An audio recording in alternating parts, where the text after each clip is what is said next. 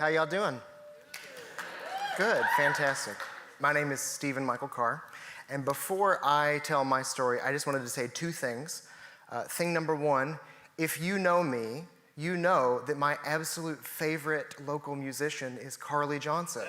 So I am just kind of like, oh my God, I'm on stage with Carly Johnson, right? So that's thing number one. Thing number two is to know me.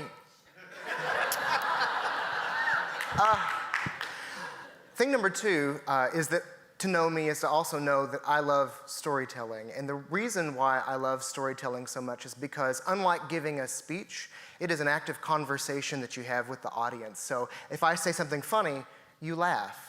If I say something shocking, you gasp, right? And honey, I am a Baptist, so if I say something and you feel so moved, saying amen, that's right, Adria, saying amen, or I know that's right, or or won't he do it, or any of those kinds of things. It's perfectly acceptable. That's right, exactly. So I just wanted to let y'all know that it's okay for us to converse in that way. Y'all hear me? You got it? Cool, fantastic. All right, amen. There we go. So 2 weeks after David and I started dating, we decided that we were going to try to go to church together at Highland Baptist. Now, according to the internet, Highland Baptist was open and affirming. Now, I had just come out as a gay man, and I had recently left the Southern Baptist Church, so I was like, I don't know about all this open and affirming stuff, because as far as I was concerned, being Baptist meant several things. Number one, being gay is a sin. Number two, so is drinking. Number three, so is dancing. And number four, is it whenever women have any position of power, right? So needless to say, I was a little skeptical about this whole open and affirming thing. And yet, when we walked into the sanctuary for the first time, the ceiling did not collapse on us. We did not catch on fire during the middle of the sermon. And so we thought to ourselves, this might be a good church home for us. And we jumped headfirst into church life. We joined ministry groups and we sat in on committee meetings. We even helped form the True Colors ministry that to this day still walks in the Pride Parade every year. But there was one thing a little odd about this open and affirming Baptist church, and that was that they had never performed a same-sex wedding ceremony. Someday, they said, not because they were opposed, it's just that no one had ever asked. In the summer of 2011, my boyfriend David and I attend 8 weddings together from May through September. 8. Most of them are his college friends. All of them happen in churches. None of them are open and affirming. It's a really interesting thing celebrating people you love in a place that does not love you. The pastor knows it. He can tell as soon as you walk in the door because of the way that your clothes fit or the fearless way that you wear pink, right? The couple knows it too, but they chose this place anyway because it looks really good in pictures. And you know it. You can feel it weighing down on you every time you step into the door. But this isn't about you. It's never about you. This isn't your special day. It's their special day. Don't make this about you. These are the things that you tell yourself, and so you push those feelings down as far as you can, and you sashay into that wedding reception, and you drink way too many glasses of wine, and you cut a rug on the dance floor, and everyone tells you that you're a great dancer, and you say thank you so much, but you sit down during the slow songs because you don't want to be a bother. You don't want to make anyone uncomfortable. Wash, rinse, repeat.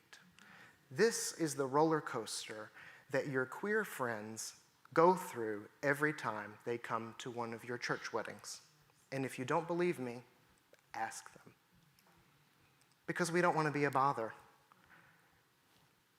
Except for that last wedding that last wedding in September of 2011, when we decided maybe we did, in fact, want to be a bother. You see, I don't know if it was the wine that I had too much of. I don't know if it was the fact that we were tired of sitting on the sidelines, but the first notes of At Last by Etta James came on, and David reached his hand out and he said, "We are going to dance." Now, we had never done this before. We had never slow danced in front of people before, okay?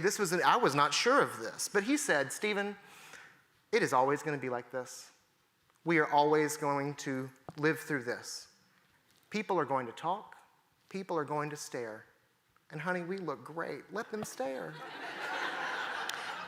And so I said, "Well, who is this very assertive man who has just asked me to dance?" And so I gave him my hand and we went off onto the dance floor and we started swaying around like with the best of them, you know, and it felt right. It felt whole. It felt good. And then the song changed and they went on to do the "How long have you been married" dance. Are you all familiar with this concept? If you're not, you know, the DJ starts calling out numbers, and married couples get on the dance floor and they dance, and if they call a number and you haven't been married that long, you get the hell off the dance floor, right? So we got off the dance floor because this was pre-marriage equality and we weren't married. So we stood on the sidelines and we watched them slowly count up the numbers: 1 year, 5 years, 10 years, 15 years, 20 years, 30 years, 50 years, until there was one lone couple standing, completely wrinkled, old, so happy to be on the dance floor. Their relationship aged like all of those bottles of Pappy Van Winkle that we all wanted but we couldn't afford. And David and I were sitting on the sidelines watching, and David leans into me and he says, "I want that someday." And I said, "Me too. Someday. Amen." So in January of 2012, we decide that it is time for us to approach the pastor of Highland Baptist Church, Joe Phelps. Do you all know Joe Phelps? Yeah. About getting married in the sanctuary, right? And we knew that this was going to be kind of a gauntlet. Like, it was going to take a while, because I don't know how much you all know about Baptist culture, but let me break it down for you and as quickly as I can, okay? Baptists are highly democratic, they are self-governing, and they are wholly autonomous. So, like, there is no higher political structure than the members of the church. So the blessing of being a Baptist is that you get to have a say-so in everything that goes on at the church. The curse of being a Baptist is that you get to have a say-so in everything that happens in the church. Right, Teresa? Exactly. And so that means sitting in on committee meetings and voting on bylaw changes and attending congregational conversations where we come up with what our public stance is going to be on things like systemic racism or what's happening at our borders, or in this case, marriage equality. And so Pastor Joe was really excited about us wanting to get married in the church. I could see it in his eyes. I could tell that he was like, "Oh yes, I'm going to get to perform my first gay wedding and show people how progressive I am. Woohoo!" You know? And, but even though he felt that way, he said, "Here's the thing, y'all. This is a political game that we have to play, and we only get one shot to get this written into the bylaws of the church. And if we mess it up, we don't get another chance." And our church has gone through a lot of changes already this year. So what I don't want to happen is for us to bring this forward to the congregation and it not pass. So I think we need to wait a year. And we said, okay, because we were so used to not being a bother, you know. And so we attended committee meetings and we voted on bylaw changes and we marched in the Pride Parade, although by then we were like, is this really appropriate for us to walk in the Pride Parade? Because we can't walk down the aisle yet, so someday, we said. After that year was up, we knocked on Pastor Joe's door. It was the day before Christmas Eve, and he ushered us in, and we sat down with him and the newly appointed deacon chair, a woman named Kathy. This was our second deacon chair. The first one's name was Susan. The second one's name was Kathy. That's not really important, but I feel like you should know it. And behind that closed door, they said, "We still don't think the congregation is ready." Because you see, that past year, while we had been waiting, they ordained their first gay minister, a man named Maurice, and they had just gotten through this really big capital campaign, and they were trying really hard to keep their ears to the ground, and what they heard all of the congregants saying was, "We keep making all these changes, things are going so fast, can't we just slow down just a little bit?" And like they said, we only had one shot, and we didn't want to mess it up. So they wanted us to wait again. They kept saying they were sorry. Kathy even cried. They asked us if we were okay. We said we were, because we didn't want to be a bother, you know. And that was a lie. We weren't okay. This all felt like a really big smack in the face, because just that morning, Pastor Joe had preached a sermon called "Law of Love Trumps Love of Law." And it did not it did not sit right with me. So I did the only thing that I knew to do. I wrote a very strongly worded email. I am the son of a woman named Karen, after all. Love you, Mom. And so in this email, I said, "Here's the thing, Joe. We are about to start planning our wedding because this is year 2 of this business, right? And if we start planning our wedding in a space that is not in this space, we are not coming back to this space, because every time I walk through these doors, I will look up and I will say, oh, this is the place that I was supposed to get married. This aisle was the aisle that I was supposed to walk down. These were the people that were supposed to keep me safe." And they didn't. The next day, Christmas Day, I get an email response. And he says that after listening to what I have to say, he thinks that I'm right, that it is time to push forward.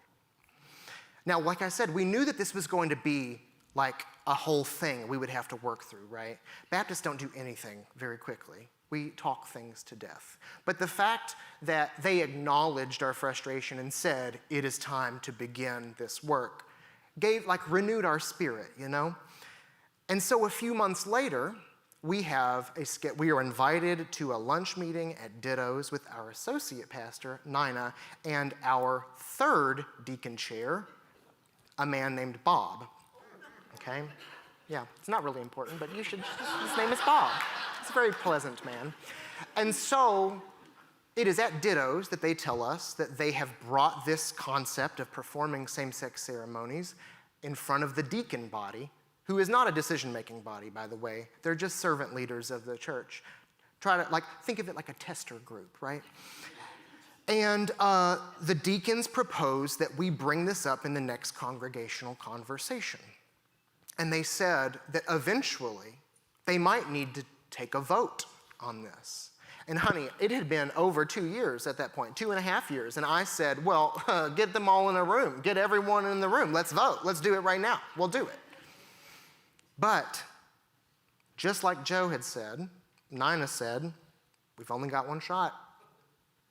We want to make sure we get this right. We've got to prime the pump. We've got to test the waters and see how people feel about it. She said, you might not want to be in the room when we have the congregational conversation, because people might show you what they really think, and that might be disappointing. And I told her that even though they weren't going to tell people who had asked, they were just going to say, a gay couple wanted to get married in the church. But I told her that if they were going to say those things, if they were going to be so against that I wanted to be in the room, and I wanted them to look me in the eye when they said it. Because I said, they might not know that it's me, but I will know that it is me. and I want them to look me in the eye. And it was at that point that Nina began to cry. And she said, I'm so sorry. This is so wrong, Bob. They just want to get married, and this is their church home. We're their church home, and this isn't right. It's wrong. I'm so sorry. And I felt two emotions in that moment. The first emotion, obviously, was sadness because, Nina named the thing. Part of me wanted to wrap my arms around her, welcome her into my sadness, and say, yeah, I'm glad you get it. The second emotion was anger. Because here I was, 2.5 years of having to carry this emotional load and also helping my fiance carry his emotional load around all of this. And now here was this woman for whom getting married was as simple as going down to the courthouse and signing some documents, who had kids older than me, was offering up her emotional load for me to carry as well. And in that moment, I wanted to turn that table over like Jesus turned the table of the moneylenders over in the temple. I wanted to say, are you fucking kidding me? Really? They kept saying, we're sorry, it's not fair. We knew that it wasn't fair. We knew that people were sorry, but those phrases had been said so much, they didn't mean anything anymore. They were just things that people said when they didn't know what else to say.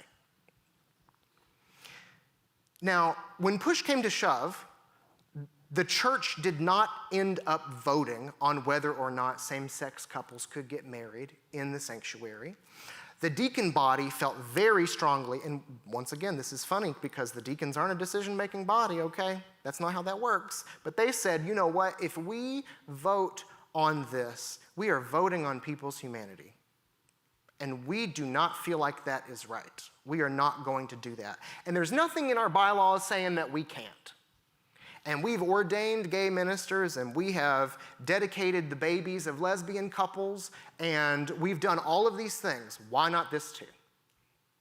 And so they ended up putting love wins on the sign in the church, and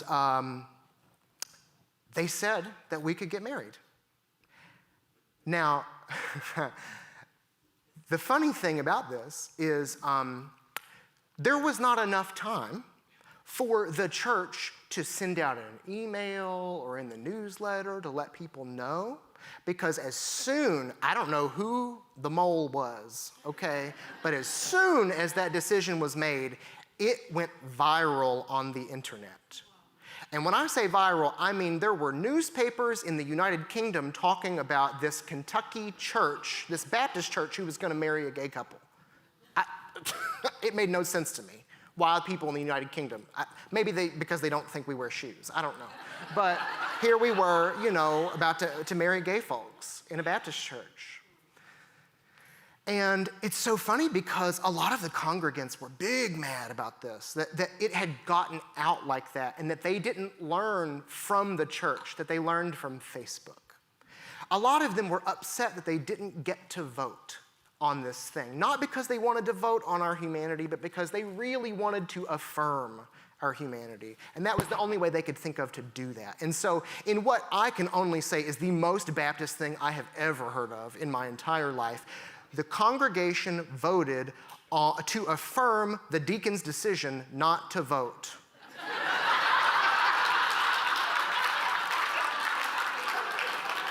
Mm-hmm. Oh, yes. Yeah. Mm-hmm.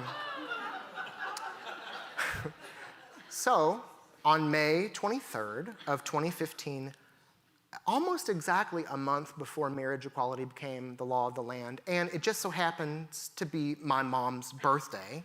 Love you, Mom.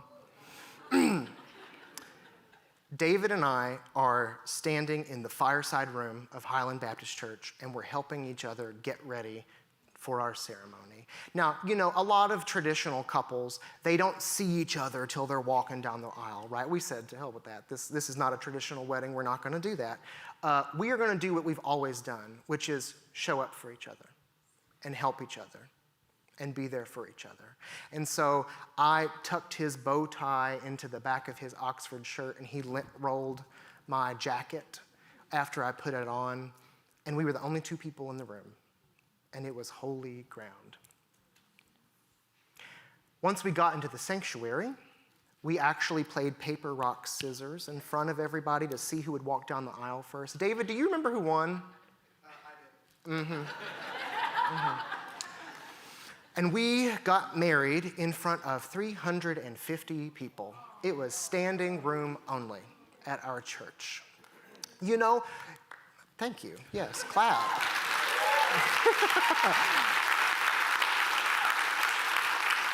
When you're a couple that has been together as long as we have, we will have been in January. We will have been together for 16 years. You don't think that the whole getting married thing will change your relationship very much, right? And maybe it doesn't if you just go down to the courthouse and sign the documents. But for us, what we realized as we were standing in front of all of these people, like literally everyone we knew and loved who loved us and wanted to be there to support us, we realized that the covenant that we were joining in wasn't just with each other, it was with everybody in the room. And that while we were joining together as a couple, they were entering into a pact to support us in whatever way they needed and we needed in order for us to be a successful couple. And we were all there doing that pact together in a space where that had never happened before. Now, at the wedding reception, we danced to our first song like you do. It was Home by Edward Sharpe and the Magnetic Zeros. I don't know if y'all know that song. We did some light choreography. And, it is a gay wedding, you know. And when it came time for us to do the How Long Have You Been Married dance, we instead asked the DJ if he could say, how long have you been together, instead of how long have you been married, because marriage equality was not a thing yet. And so, like all the other times, we had to leave the floor, because we had literally just gotten married an hour ago, you know, so we didn't even make it to the 1 year mark yet. But this time we noticed that this was different because there were lots of gay couples on the floor as well, dancing.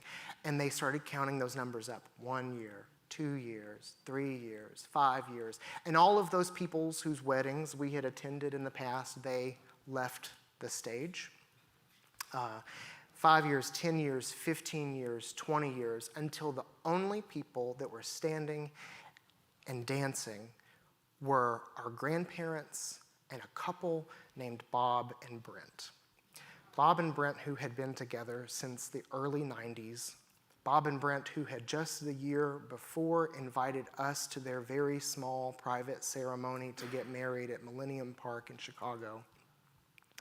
And as I watched them dance, and I think the song was Unchained Melody, I watched them, put their heads in each other's necks. And in that moment, I saw all of that time of pushing forward and little arguments that don't really mean anything and glasses of wine and all of that come what may, right? And it made me really realize for the first time what the word pride meant. And while we were watching them on the sidelines at our little table, David leaned into me and he said, I want that someday. And I smiled and I put my hand on his hand and I said, me too. And we will have that someday. Thank you.